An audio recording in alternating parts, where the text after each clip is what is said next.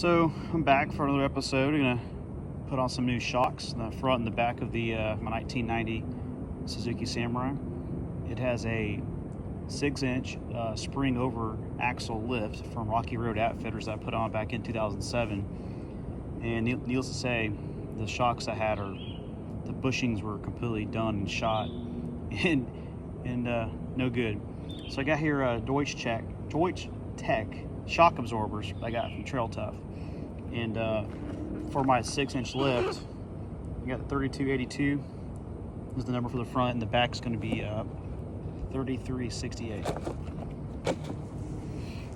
So as you can see, this is I believe this is what I got from Rocky Road Outfitters back in 07 when I put these on, and they're dry rotted, the bushings were, and done for, but these are garbage.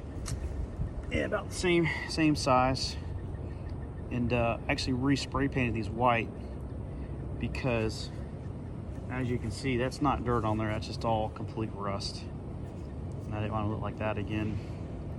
So I figured they just put a cheap paint on it. I figured I'd just put another coat of white spray paint on there, and forget what kind I use, but hopefully it holds up longer than these held up, so we'll see. And here was the back, in case you're wondering. And I believe these were also Doetsch Tech that Rocky Road uses for, I guess, most of their lifts or whatever. It's a good lift. This stuff gets worn out and gets old. So I painted these bad boys, and the paint looked like crap, if you can see or not.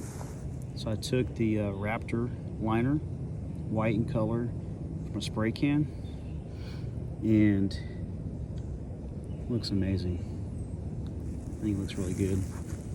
So hopefully these will work, or that will work, and we won't have the issues like I did last time with them rusting up too quick. And as you can see, Doetsch Tech. So we'll put them on, see how they go.